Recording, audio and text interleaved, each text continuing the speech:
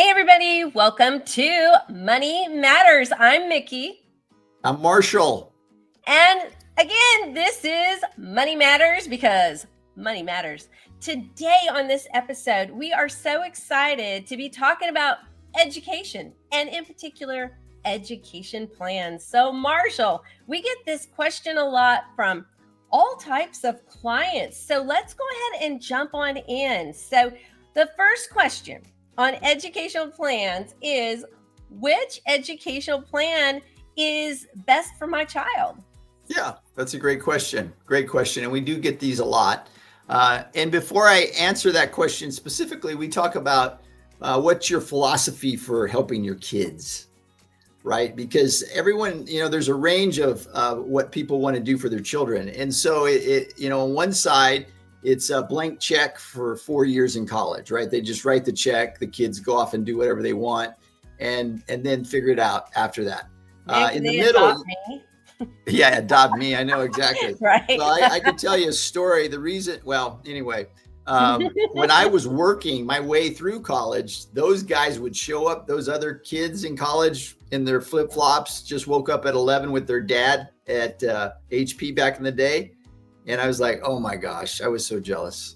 But, I'm glad it turned out the way it did for me because I worked my way through college and got there. So you got that blank check, right? You've got, on the other side, you've got parents that say they're on their own. When they're 18, they're out of here. I don't care. They do whatever they want, right? Mm-hmm, but then you've got this middle ground where it's like a partnership, work together. Yeah. And so it's like if you do your part, I'll do my part. Mm-hmm. Right. So as a husband and wife, as spouses, as a couple or whatever, you have to figure out what your philosophy is because it might be different. One spouse may want to write a blank check. Other one might say, no, they're on their own. So you got to figure out what your philosophy is to decide how to do this, because that will drive the type of accounts you put together for people. And right. So that's an important discussion, and it's an ongoing thing. And then you get to the point of, who are your children? And when they're young, it's hard to tell who they're going to be. And so as you start thinking about this, certain type of accounts have a lot of restrictions, like 529 plans. Mm-hmm. Typically people come in and ask for the 529 plan. Oh, there we go. Thank you. Thank you, Mickie. You're so welcome. You were right with it. I got to put my glasses on to see that. Just anticipating what our viewers are going to want to see. That's awesome. That's awesome. And actually, just a little side note about this. This is our free educational savings comparison chart. It's a free download. And if you reach out to us on our website, just go to the contact page and just jot down in the message, free download for education plan, something like that. Just education plan it. We'll send this to you. Not a problem. So just a little side note there. Awesome. Awesome. Thanks, Mickie. So 529 plans are typically what people come in asking about because they've been promoted the most, and they're regulated at the state level. So every state has different rules around the 529 plan. And so the 529 plan, you have to go to specific universities, specific places so that the money in the plan will pay. Mm-hmm. And so the question becomes, are your kids going to college, right? Or are they going to go to trade school? Yeah. We need plumbers, we need electricians, we need carpenters, we need mechanics. And so what if your child is not going to go that way, right? You might consider something like an UTMA, UTMA. Now, that's an acronym, Uniform Transfer to Minors Act. I believe that's what that stands for. And so the nice thing about this account type is that you can put money and save it there, and then you can use it for whatever you want for your child. And so this is the one that it doesn't matter if they go on to higher education, right? And they can use it for any kind of big event or whatnot in their life. Is that right? That's right. That's exactly right. But there is an issue with this one. And can you scroll down on that, or is that the full screen? That's the full screen. Okay. So the issue with this UTMA is at 18 years old, the money belongs to the minor, to the child. That's right. I remember you telling me about that. Oh, yeah. Right. So let's say, they're a teenager and they're figuring it out, but you can tell they haven't figured it out yet. And then all of a sudden, boom, it's 18 and this money belongs to them. They can legally take it and spend it however they want. Okay. Now, So that's a concern right now. I've had situations, and I'm not saying to do this, but I have had clients come in. I had a couple come in, they were in their 30s, early 30s, and they had just gotten married. Mm-hmm. And the girl said, hey, I have this account. We just got married and my dad just gave me this account, this UTMA account. Right? So he had not told her, right, that it belonged to her, and he gave it to her when she got married. So I'm not saying, I'm not an attorney. I'm not saying you do it that way. But there becomes another issue with when you're saving for your kids, the communication strategy. How do you communicate? So I was wondering about that. If there's a point in time, like when they turn 18, are you legally bound to notify them at that time that there's an account? And who is the tax burden on once that account is being utilized? Right. That's a great question. So it's on the custodian, right, to notify. But it depends on, where the address is, where they're sending the notification, all of that kind of stuff plays into the picture. But the tax, that's a great question about the taxes, and taxes would be related to how you're managing the money in the account. And when it does become the minors, it is within their tax authority. But let's say you buy a mutual fund, like a great index fund, and you never trade it. There's not going to be any tax due until you trade or sell something. Like roll it over into another financial vehicle? You just let it grow, and there's no capital gains unless you sell something. Oh, okay. That's interesting. Right. And I can honestly, Marshall, I can see where some parents would be, parents would be reticent to actually tell maybe some of their children about this account, because maybe they're seeing if they're going to step up and get it together. Maybe they have a child that, has that, I don't know, for lack of a better word, sense of entitlement. And they're like, no, you need to grow up. We're not going to let you know about this for a while. Let's make sure you're going to be a productive citizen in society. So I can see and that's another thing to be aware of. A lot of times as a young parent, you don't realize that, kids start having a mind of their own at some point. Yep. And sometimes you're like, what are you thinking about doing? I know.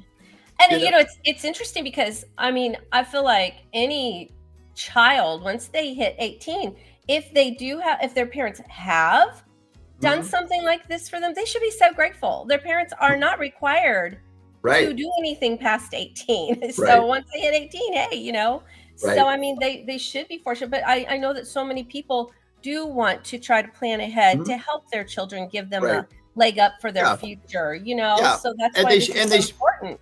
They really should. And, that kind of leads to this third account type, this regular investment account. And so, what some clients do, and this account could be a regular investment account.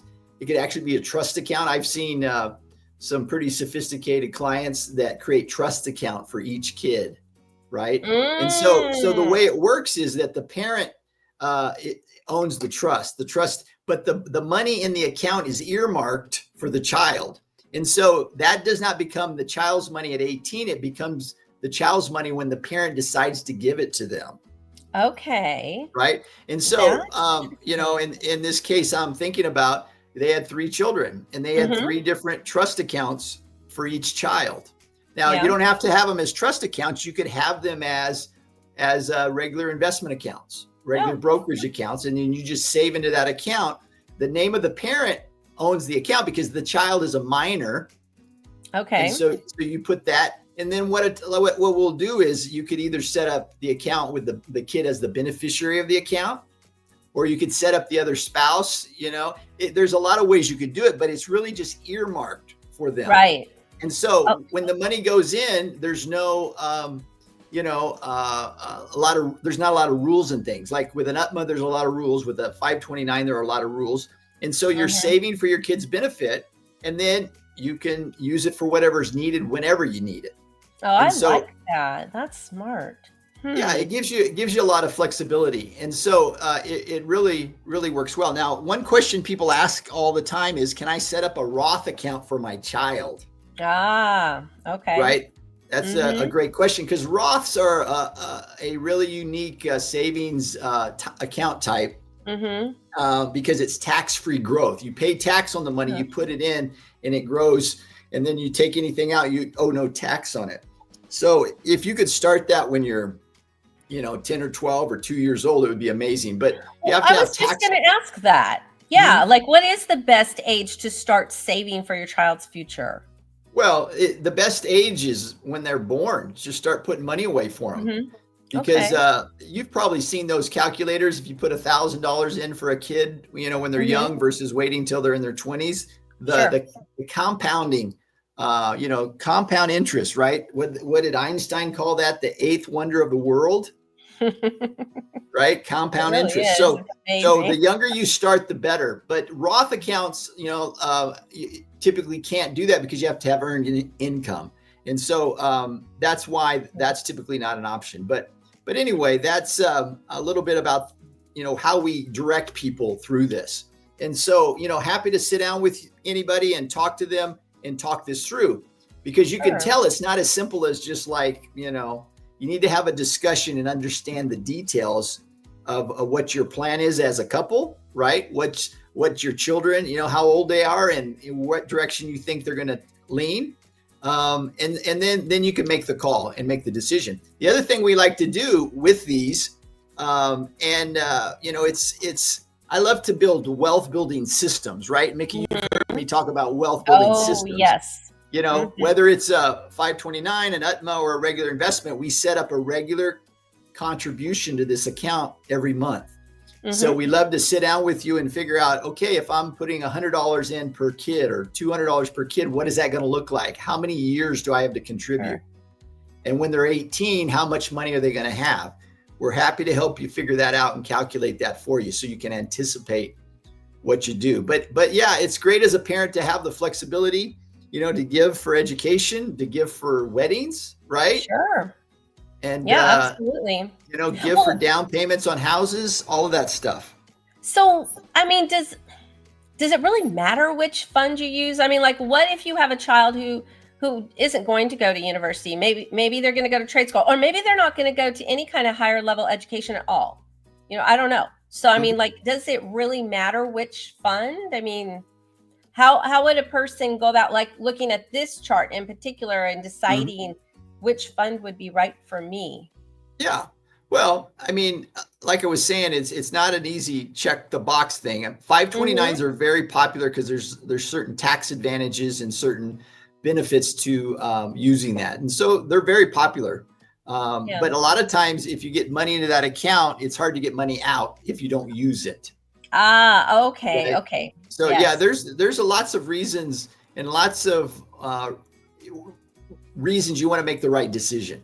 Because, we've had people say, I put all this money in a 529 plan. I can't use it. I don't have anybody that can use it. There's all kinds of rules about sending it to other family members, all this other stuff. But there again, it's just complexity. Right. So, but no, there are big reasons why, and we're happy to help people work through that. Okay. Next question. All right. If my child is a freshman in high school and knows that they want to go on to higher education, so, maybe they're going to go to university, trade school, or whatnot, what should we do now to start saving over the next 4 years? It's crunch time. Yeah, it is. So what would you recommend? Yeah, well, like I said, a wealth building system, education saving system to set it up on a regular basis and save into that account. And 4 years is not much time. Right. So there it comes back to how much do you need? Are they going to community college first and you'll have a little extra time? There's a lot around that, but I would set it up, get started now, regardless of whether it's 4 years or 14 years, just get it set up and working, Right. We always advise people to save, right? Save for the future. Absolutely. And that's why I love that you brought up your wealth building system, because it really does help people start to get organized, for lack of a better word, and get ready to just make that a life habit of saving and saving. Right. And yes, maybe people have been in a situation where they weren't able to save until 4 years away from this opportunity. Right. You know what? I have heard you say time and time and time again, it's never too late.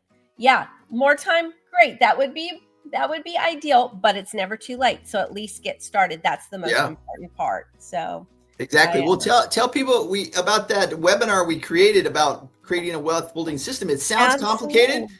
but the reality is, it's the process of getting yourself structured so you don't have to think about it. You don't have to make decisions. The system is up and running to save money for you. And then all of a sudden, boom, and there's lots of embedded, knowledge within that idea of creating a wealth building system. Do you know how to link to that? I'm going to show everybody right now. So if you go to our website at clarionadvisors.com/events, that page on our website will link you over to that website, that webinar. It's free. So I want you all to know it's free. Marshall has done this webinar for free to help you. So jump on over there, register and watch it for free at your leisure. If you don't have time until 2:00 in the morning, and that's what you want to do at 2:00 in the morning, you can do that. Maybe it's, 9 a.m. It doesn't really matter. You can just watch it anytime. So we have it there waiting for you. So just register and check it out today. So I have some other questions for you that we hear. So another question is, here it is. Where did it go? There it is. Are there any savings accounts that can be matched by grants or other funding to help my child? Wow, that's a good question. By grants. Yeah, I don't, as you said that, I was thinking about a lot of times grandparents want to contribute to these accounts, right? And so what we've done for people in the past is set up ways for them to give and put money into those accounts. And so, what I've done in my family is I've told the grandparents, the account, how to send money to the account, write checks to the account. And so that's been happening. But as far as grants, matched by grants, I've not seen anything like that. Have you? You've been in education a long time, Mickie. Have you seen that? No. Yeah, actually I've seen different opportunities. Most of what I was even the recipient of a grant in college. But most people research scholarships. They're not easy to get, but they are out there. So I do recommend, roll up your shirt sleeves, get in there and try looking at scholarships and call the universities and ask about grants, even community colleges. So as well, trade schools, check them out, ask. It does not hurt to ask. There's a lot of different community organizations. A lot of times they do put it together as a scholarship, but you could check into different areas for grants. Sometimes employers as well, they may have some kind of grant or a scholarship that they are able to bestow upon the student or the children of their employees. So those are some different ways to do that. And boy, if that can help you, then so be it. That's really important. So anything you can do to try to help shore that up a little bit, because it's expensive. Which brings me to my last question for you today, Marshall. Student loans. I did get a grant. It did not pay for all of my schooling. Not even close. I worked. I worked several jobs to put myself through all of my education. And so I personally wanted to stay clear of the student loans because I always heard the horror stories about people having them and they follow them around for life. And I'm just kind of curious. Yeah. Should we stay clear of student loans? What's the scoop? What's the real deal when it comes to student loans? Yeah. Well, unfortunately, the student loan process is so embedded in the higher education system. But for us as advisors, we always advise people to stay out of debt, right? And student loan is a debt. But unfortunately, the process of getting qualified, this famous thing called the FAFSA, right, kind of ties you into the system. Yeah. And the reason I know what I know about this is from personal experience. I have 4 sons right? And we all went through the FAFSA process, and it was always interesting. You would put that there because you had to go through the FAFSA process to get qualified for grants and stuff that was coming from the university. Mm-hmm. Right. And so they would always call it it was a student, what was it called? A financial aid package. Mm-hmm. It was called a financial aid package. Most of it was a loan. Right. Right. Yeah. Most of it was a loan. And what was interesting, and I've kind of thought about this a lot, is the reason, in my view, I guess I'm kind of going off track here, but the reason why the student loan thing is really taken off in the way the debt, because when I was young, the way FAFSA works now is they determine the loan amount based on the parent's income. When I was young, it was not attached to the parent's income. It was me as a student coming in. And so in my simple view of the world, that's kind of how the student loan crisis happened, because the parents were tied in to pay for the loan. Yep. Right. And that's when you see the debt crisis take off on that. And so, yeah, my advice simple is, stay out of debt. Just stay out of debt as much as you can. Work your way through. If you've got to go through the FAFSA process, there are grants that come through there. There's Pell grants and there's certain other grants that come through that system. But then decline those loans, go to work, have your kids work, you work extra. And, you can put it on a payment plan, right? And get an extra job, get your, kid work, you work extra, and pay it off as you go, right? Yeah. That's what we did in our family. We paid it off as we went, right? That's great advice. I love that so much. It helps to keep, like you're encouraging, helps to keep people out of debt. It's one of those things that's like, it's nice for when your child does graduate, that they don't graduate into an abyss of debt.